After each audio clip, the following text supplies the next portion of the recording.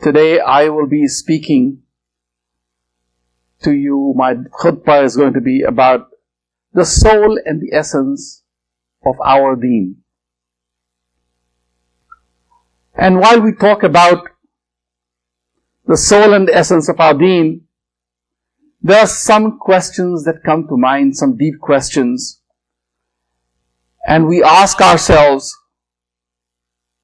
that in this day and age where religion is questioned left and right, when people try to drive us away from religion, and where we have so much that Allah subhanahu wa ta'ala has given us, but we often forget that this is a bounty from Him. So in this day and age, do we really need religion? Shouldn't religion be abolished as such? Should we turn towards a secular worldview and other philosophies which seem to be dominating the whole world these days? And what are our ultimate values, and how does one attain real success? While I talk about and raise these questions, it brings back to me a conference that I attended several years ago, about 10, 11 years back, and that happened to be in Sri Lanka. And in this conference, which was organized primarily by a very important foundation out of Washington, D.C., the whole focus was on this basic secular values and how to lead towards development in those areas which are far from here. And I got to meet a very interesting personality over there. His name was Dr. Aryaratne, who basically was a Buddhist and a very famous personality in Sri Lanka. He's the founder of a very famous movement there and has won many international awards. And his entire philosophy is based on what is known as non-violence, a Gandhian philosophy and a Buddhist philosophy, and where he seeks ecumenical spirituality. Aryaratne, in this speech, talked about 4 very important values that can lead us forward. He talks about consciousness and he talks about how we lost a sense of religion and converted that into ideologies. And we need to go beyond those ideologies so that that lost vision, which is meant to be the essence of a guidance in life, is brought back. Now, in many ways, what he was saying made a lot of sense. And then he talked about how we need to work towards that consciousness. And that consciousness can be brought back with compassion, love, kindness, selflessness, and non-violence. And when we bring to us towards that consciousness, he then talks about the economy, because the economy seems to drive all of us. It is money and this world that drives us in reality. And if you look at the world at large, there's poverty everywhere. Poverty which seems to erode everyone. So he talks about eradicating poverty and suffering and to reverse the values which are brought by institutions like the World Bank, which tend to drive money from the poor to the rich. And then he talks about empowerment through removal of poverty, organized hatred, differences of castes. Castes are very important not only amongst the Hindus and certain other people, but even amongst Muslims. We find so much of racism and where we seem to distinguish ourselves based on ethnicity, linguistics, etc. And by going back towards the old religious values without ideologies. Now, this is his thought there. And in this approach, he talks about that when you talk about the causes of decadence, that lies basically in egoism, competition, greed, and hatred. Now that brought me back and started me thinking about the very first story of the first man that we find in the Quran, that of Adam alayhi salam, where effectively it was the egoism and arrogance of Iblis that took him onto the wrong path and he became the greatest enemy of mankind. Now, Ariyatna again, he's talking about the same very basic, the very first concept as his concept. And then he talks about decadence, which leads to suffering, which must be combined through social action and programs, and building a strong community bond with right view, right intention, right speech, right action, right livelihood, right effort, right mindfulness, and right concentration. Indeed, his approach is a very good approach if we look and think back from our own Islamic approach. Now, when we look at this, we find that there are so many organizations, so many institutions, so many people worldwide who talk about bringing goodness for everybody, and these people are mostly not Muslim. And when they talk about it, many of them talk about it from a purely secular perspective. And here is where values seem to come to meet. And in contrast, when they talk about Islam, they promote Islam as being totally negative. That it is a religion of hatred, of terror, fanaticism, intolerance, limits to freedom of expression, human responsibility, and mutual respect being absent as such. So when we listen to this day in and day out, the question that comes back as to what is that religion and what is its soul that drives us towards Islam. Now when we ask this question, I look at and think back and reflect on two very important concepts. Religion as such, if you look at religion everywhere around us, and this is true with whether you are a Christian, Jew, or even a Muslim, that most of these, as they exist today, are man-made religions. Man-made religion which is made or derived in our minds for the sake of promotion of our own motives, for national pride and for ethnic superiority. It leads to hatred, war, terror, intolerance, and fanaticism. Now this is true with most of us, unfortunately. But if you think back, that many of us talk about the pure Islam, and what is that Islam as against the Islam which we majority Muslims seem to practice? That religion which Allah subhanahu wa ta'ala, the deen which He talks about in the Quran and which has been brought down to us through the noble office of Muhammad sallallahu alayhi wasallam, is the religion which is in the eyes of Allah subhanahu wa ta'ala. And that is a universal religion which is for all nations, for all peoples of the world, from the beginning of time and in every age. Allah does not distinguish between the color or race or creed or language or any other aspect. We are all, as human beings, equal in His eyes. And He has given us universal values, and these values were given down from the very first man to our times. And these are in line with the laws in nature. The deen fitra, as it is known as the natural religion as Islam is, which is in consonance with other laws in nature. And then, of course, our belief in Allah subhanahu wa ta'ala, where it leads us to the essence of love and mercy. And the opposite of that is the elimination of that very same ego. That ego which is the hallmark of Iblis, which leads to realization of Allah and the ultimate truth. It destroys the man-made religion. It reflects the true reality of man, which we want to deny by exerting our importance. Thus, the story of Adam alayhi salam becomes so much more relevant for us in understanding our own values, in understanding our own essence and our own soul. Allah subhanahu wa ta'ala in Surah Ar-Rahman says, كل من عليها فان ويبقى وجه ربك ذو الجلال والإكرام. He says, all that is on earth will perish. Everything will perish. Except what? And what remains forever is the face of your Lord. The wajhullah, or wajh rabbik, of your Lord, who is full of majesty, bounty, and honor.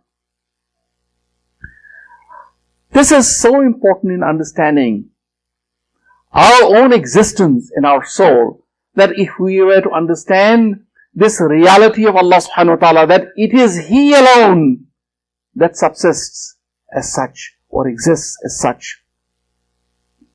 Thus, if you look at the purpose of religion, we understand that the world order, the real world order, which should be the world order, is that it realizes and recognizes the ultimate reality of our one and only Lord based on Tawheed. It is there to promote human values that are imbued with divine attributes of love, mercy, kindness, forgiveness, and at the same time combined with justice. Justice being so important. It leads our lives based on divine guidance, and when there is divine guidance, then we realize that it is the Wajhullah that survives alone, and therefore it leads to our humbleness. It destroys that ego within us and that arrogance. It leads to obedience of the laws of fitrah, which are the laws given to us by Allah subhanahu wa ta'ala, and essentially leads to God consciousness, which is taqwa. Now, when you combine that with the nature of our noble Prophet Muhammad sallallahu alaihi wasallam, where the Quran so beautifully describes him, saying, لَقَدْ جَاءَكُمْ رَسُولٌ مِّنْ أَنفُسِكُمْ عَزِيزٌ عَلَيْهِ مَا عَنِتُّمْ حَرِيصٌ عَلَيْكُمْ بِالْمُؤْمِنِينَ رَءُوفٌ رَحِيمٌ. This is such a powerful description of a character of any human being that if you think back, there can be nothing nobler. Where the Quran says, now has come unto you a messenger from amongst yourselves. That is, he is a human being.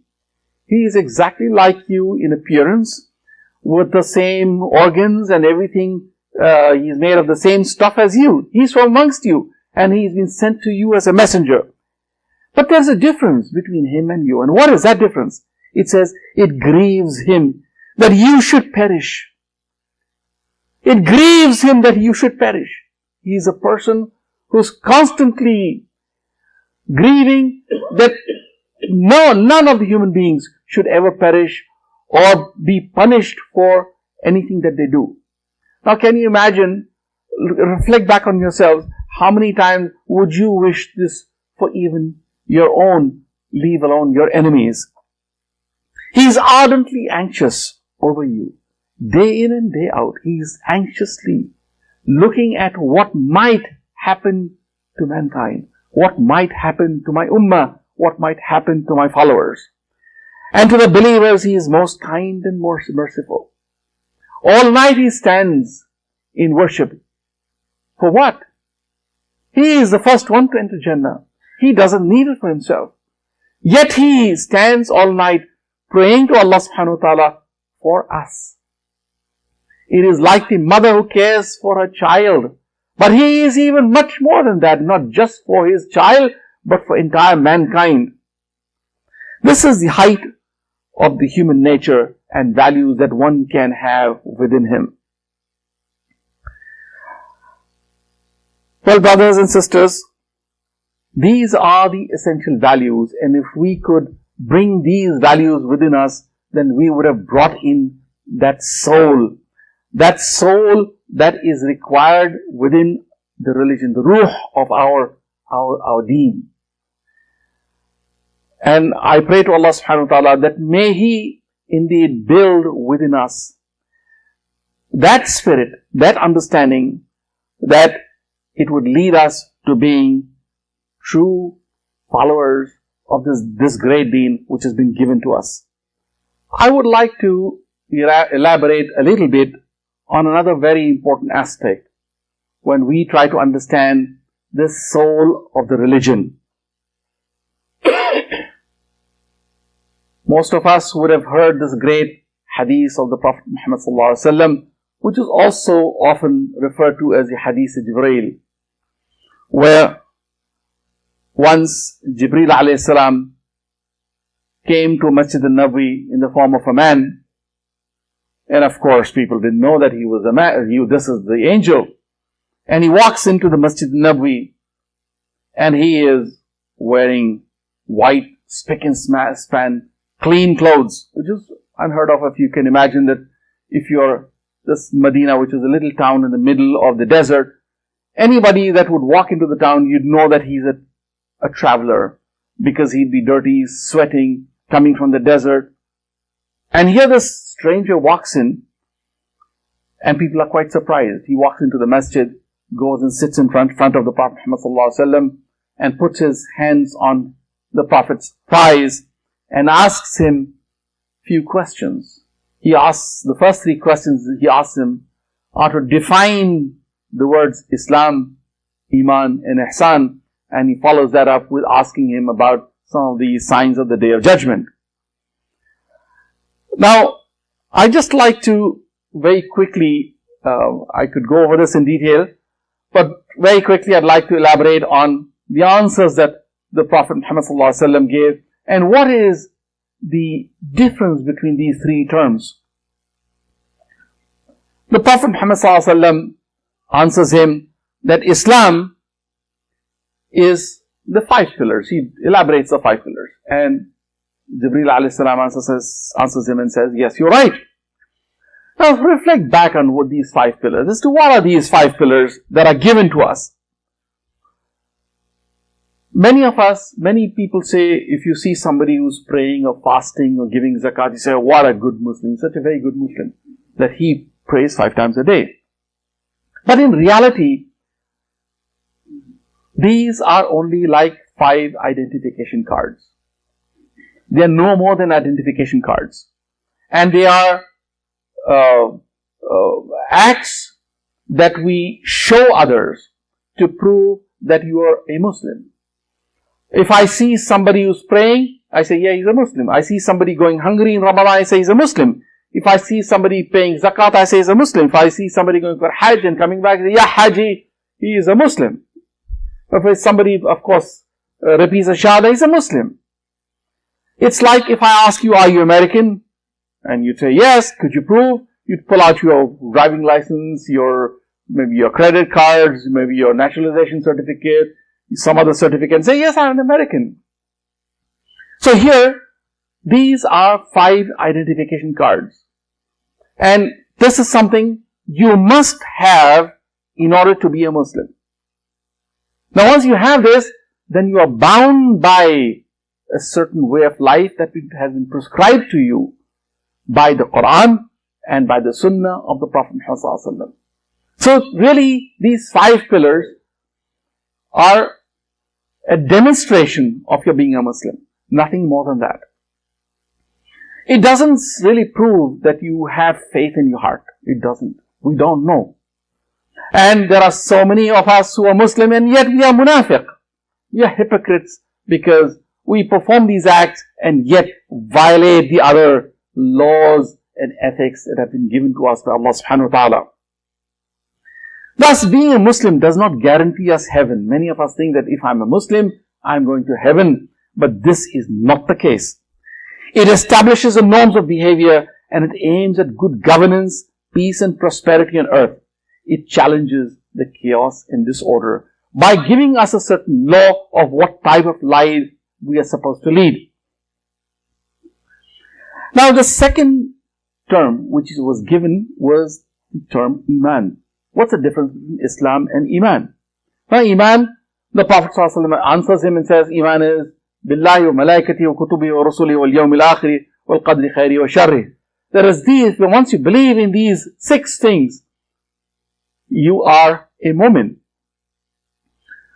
Now, reflect back, all of these 6 things are hidden. I cannot tear open your heart and see whether you have faith in Allah, whether you have faith in the Prophet, or in the books, or in the angels, or in the Qada wal Qadr, or in the Akhirah. I can never know this. It's only you know it, and your Allah knows it. And thus Iman is something which is ingrained within us. And it is Iman which is the first article that will be examined before we can go to heaven or not. So this is the real link between us and Allah subhanahu wa ta'ala. Whereas Islam is that which establishes the order on earth so that we have a certain way of life established which makes us easy for all of us to lead a righteous life. So Iman is very much personal to us. Whereas Islam is for all of us, which everyone can see. I can identify and say, you are a Muslim, you are a Muslim, you are a Muslim. But I cannot say which one of you is a mu'min. Only you know it. Now the third term which he talks about is ihsan, where the definition that is given is that it is the height of consciousness, where Rasulullah ﷺ says that you worship Allah as if you see Him with your own eyes standing before you. And even though you do not see Him, you realize that He is seeing you. This is such a powerful statement of the height of consciousness that imagine that we are all sitting here and all of a sudden in walks Allah subhanahu wa ta'ala through this door. If He walks in through this door, what would happen to you and me? I think we would probably faint, we'd destroy ourselves. We cannot really absorb it if we were actually see Him with our own eyes. But the reality is that Allah subhanahu wa ta'ala is actually here in this very room. He is everywhere. There's not a single place in the universe where Allah subhanahu wa ta'ala is not present. He is everywhere. But we don't realize it.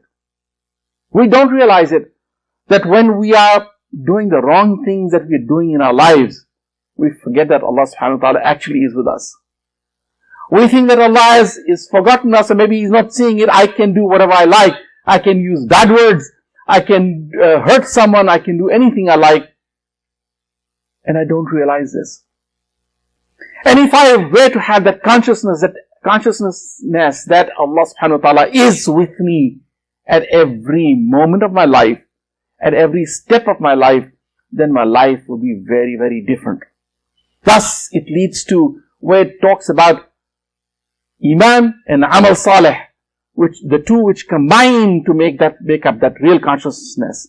That my righteous deeds are deeds which are performed realizing that Allah subhanahu wa ta'ala is with me all the time. So if you look at it, my dear brothers and sisters, Islam, by the way, the root of Islam, of course, most of you probably understand, it comes from the fourth root of the word salama, which is aslama. Aslama in Arabic means to accept. So Allah subhanahu wa ta'ala offered this mithaq to us, this covenant. And we looked at it and He said, I accept. So in Arabic, if you want to say I accept, you say aslamtu, I accept. So it is an acceptance that I accepted this covenant from Allah and I have an agreement with Him that I'm going to follow Him. I'll be obedient to Him. I will follow the laws that He has given to me. So this leads to social responsibility, to good governance, and to regulating our lives on earth. That's what Islam is. Whereas Iman governs our internal values. It governs how we behave in our lives by understanding effectively that there is something in my mind that will prick me if I do something wrong. And ihsan is really a culmination of the entire human psyche and behavior, which combines Islam and Iman together into one. The true manifestation thus leads us to what is defined as taqwa, which is true religiosity. Some people translate it as fear of Allah, but in reality it is encompassing everything which leads to God consciousness. So if I go back to my initial start of my khutbah where I talked about Dr. Aryaratne's approach, where he talks of the causes of decadence which lie in egoism, competition, greed and hatred, and decadence which leads to suffering which must be combined through social action programs, and building a community bond with right view, right intention, right speech, right action, right livelihood, right effort, right mindfulness, and right concentration. If you look at all of these, this indeed is the basis of Islam. But if you were to combine this with the concept of Tawheed and Taqwa, it will bring the entire thing all together between Islam, Iman and Ihsan. So my dear brothers and sisters, I will summarize this again and bring us back to the ayah of the Quran from Surah At-Tawbah, which I recited earlier. لَقَدْ جَاءَكُمْ رَسُولٌ مِّنْ أَنفُسِكُمْ عَزِيزٌ عَلَيْهِ مَا عَنِتُّمْ حَرِيصٌ عَلَيْكُمْ بِالْمُؤْمِنِينَ رَءُوفٌ رَحِيمٌ. Now has come unto you a messenger from amongst yourselves. It grieves him that you should perish. Truly, it grieves him that you should perish. Ardently anxious is he over you. To the believers, he is most kind and merciful. Are we like that? Or can we be like him? If we were to be like him, we would eliminate all the problems that exist on this earth and be successful indeed.